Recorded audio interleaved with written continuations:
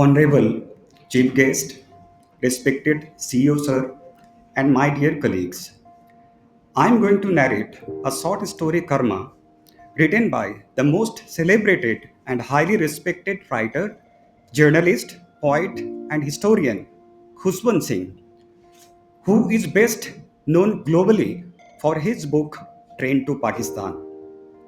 This short story was published in 1989 in the Collected Stories. The writer has used humor and satire in this story, which is set during the British era when many Indians tried to imitate English mannerisms and culture, forgetting their own roots. They hardly realized that this could lead to extreme humiliation and insult. Setting of the story: railway platform where one could see waiting rooms, passengers, stalls, arrival of trains, and departure of trains. Two important characters: Sir Mohanlal, a man who copies English mannerisms and culture; Lakshmi, his wife, who is deeply rooted in Indian culture. There are 3 4 more characters. All characters play very important role. When the story begins, you will find the main protagonist, Sir Mohanlal, talking to mirror. Let me begin the story. Sir Mohanlal looked at himself in the mirror of first class waiting room at the railway station. The mirror was obviously made in India. The red oxide at its back had come off at several places, and long lines of translucent glass cut across its surface. Sir Mohanlal smiled at the mirror with an air of pity and patronage. You are very much like everything else in this country: inefficient, dirty, indifferent. The mirror smiled back at Sir Mohan. You are a bit all right, old chap. Distinguished, efficient, even handsome. That neatly trimmed mustache, that suit from Savile Row with the incarnation in the buttonhole, the aroma of eau de cologne, talcum powder, and scented soap all about you. Yes, old fellow, you are bit of all right. Sir Mohan threw out his chest, smoothed his bilial tie several times, and waved a goodbye to the mirror. He glanced at his watch. There was still time for a quick one. Koi hai? A bearer in white uniform appeared from a wire gauge door. Ek chota, ordered Sir Mohan, and sank into a large cane chair to drink and ruminate.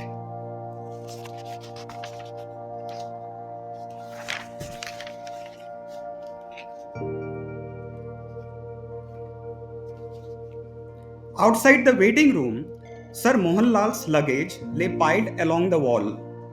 On a small grey steel trunk, Lakshmi, Lady Mohanlal, started chewing a betel leaf and fanning herself with a newspaper. She was short and fat. She wore a dirty white sari with a red border.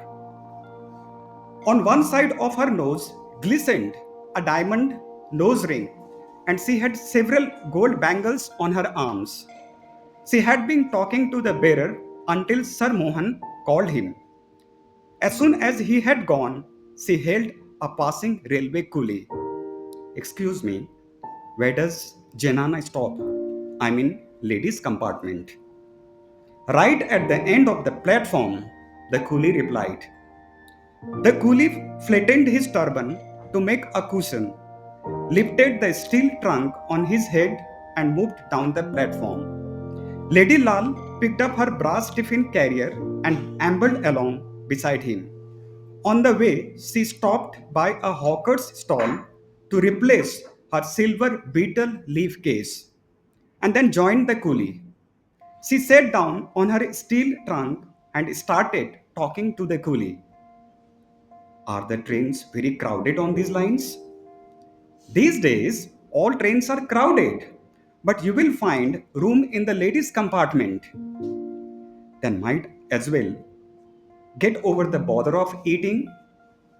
Lady Lal opened the brass carrier and took out a bundle of tightly chapatis and some mango pickle. While she ate, the coolie sat opposite her on his haunches, drawing lines in the sand with his finger.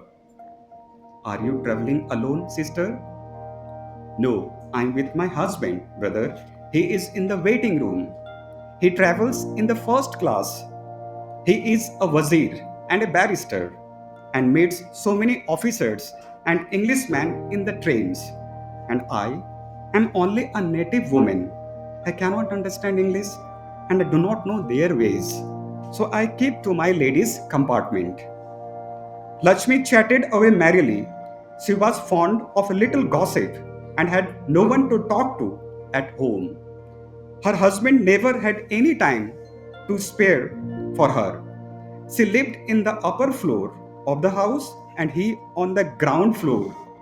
He did not like her poor, illiterate relatives hanging about his bungalow. So he never came. He came up to her once in a while at night and stayed for a few minutes. He just ordered her about in anglicized Hindustani and she obeyed passively. The signal came down and the sound of the bell announced the approaching train. Lady Lal hurriedly finished off her meal. She got up, still licking the stone of the pickled mango. She emitted a long, loud belch as she went to the public tap to wash her mouth and hands. She emitted She dried her mouth and hands with the loose end of the sari and walked back to her steel trunk, thanking the gods for the favor of a complete meal.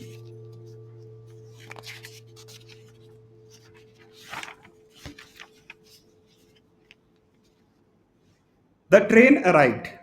Lakshmi found herself facing an almost empty interclass zanana compartment next to the guard's van at the tail end of the train. The rest of the train was packed. She heaved her bulky frame through the door and found a seat by the window. She produced a 2 anna bit from a knot in her sari and dismissed the coolie. She then opened her beetle case and made herself 2 beetle leaves charged with a red and white paste, cut beetle nuts and cardamoms. These she thrust into her mouth until her cheeks buzzed on both sides. Then she rested her chin on her hands and sat gazing idly at the jostling crowd on the platform. The arrival of the train did not disturb Sir Mohanlal's calmness. He continued to sip his whiskey, scotch, and ordered the bearer to tell him when he had moved the luggage to a first class compartment. Excitement, bustles, and hurry were exhibitions of bad breeding, and Sir Mohan was eminently well bred. He wanted everything smoothly and orderly. In his 5 years abroad, Sir Mohan had acquired the manners and attitudes of the upper classes. He rarely spoke Hindustani. When he did, it was like an Englishman's. The only very necessary words and properly anglicized. But he fancied his English, finished and refined at no less a place than the University of Oxford. He was fond of conversation, and like a cultured Englishman, he could talk on almost any subject books, politics, people. How frequently had he heard English people say that he spoke like an Englishman?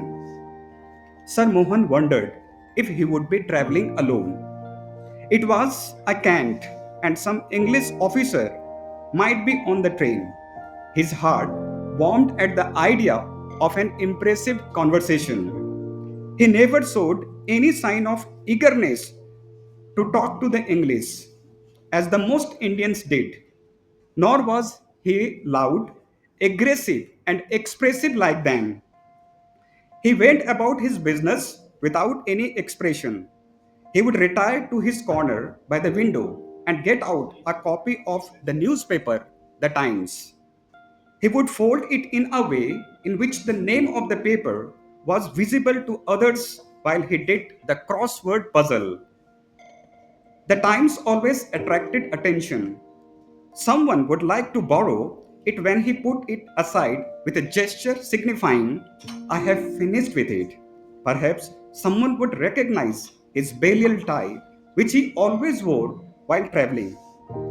That would open a vista leading to a fairyland of Oxford colleges, masters, professors, tutors, boat races, and rugby matches. If both the Times and the tie failed, Sir Mohan would say, Koi hai, to his bearer to get the scotch out. Whiskey never failed with Englishman. Then followed Sir Mohan's handsome gold cigarette case filled with English cigarettes. English cigarettes in India? How on earth did he get them? Sure, he didn't mind, and Sir Mohan's understanding smile, of course, he didn't. But could he use the Englishman as a medium to commune with his dear old England? Those 5 years of grey backs and gowns, of sports and blazers, and mixed doubles, of dinners at the Inns of Court. 5 years of a crowded, glorious life was worth far more than the 45 in India with his dirty, vulgar people. Sir Mohan's thoughts were disturbed by the bearer announcing the installation of the Sahib's luggage in the first compartment next to the engine. Sir Mohan walked to his compartment. He was dismayed. The compartment was empty. With a sigh, he sat down in a corner and opened the copy of the Times he had read several times before.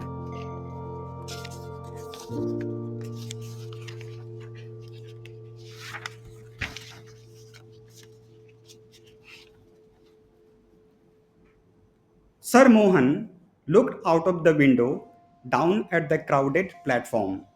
His face lit up as he saw two English soldiers trudging along, looking in all the compartments for room. They had their bags hung behind their backs and walked unsteadily. Sir Mohan decided to welcome them, even though they were entitled only to travel in second class. He would speak to the guard. One of the soldiers came up to the last compartment and stuck his face through the window. He surveyed the compartment and noticed the unoccupied berth. Hey, Bill, he shouted, one here. His companion came up, also looked in, and looked at Sir Mohan. Get the nigger out, he muttered to his companion. They opened the door and turned to the half smiling, half protesting Sir Mohan. Reserved, yell, Bill. Janata, wizard. Army, Fauji, exclaimed Jim, pointing to his khaki shirt. Ekdam jao. Get out! I say, surely, protested Sir Mohan. The soldier paused, the engine whistled, and the guard waved his green flag. They picked up Sir Mohan's suitcase and threw it onto the platform, then followed his thermos flask, bedding, and the Times. Sir Mohan was extremely angry. This is unfair, he shouted in anger. I will have you arrested. Guard! Bill and Jim paused. It did sound like English, but it was too much of the king's for them. Keep your ready mouth shut, and Jim struck Sir Mohan's face. The engine gave another short whistle, and the train began to move. The soldiers caught Sir Mohan by the arms and threw him out of the train. He reeled backward, tripped on his bedding, and landed on the suitcase. Sir Mohan's feet were glued to the earth. and he lost his speech. He stared at the lighted windows of the train going past him in quickening tempo. The tail end of the train appeared with a red light and the guard standing in the open doorway with the flags in his hands. In the Zanana compartment was Lakshmi, fair and fat, on whose nose the diamond nose ring glistened against the station lights. Her mouth was bloated with beetle saliva that she had been storing up to spit as soon as the train had cleared the station. As the train sped past the lighted part of the platform, Lady Lal spat and sent a jet of red dribble flying across like a dart. With this, we come to the conclusion of this story. What we can find out that if you are an Indian and if you are not rooted to the Indians, you will have to face the condition of humiliation. Thank you, sir.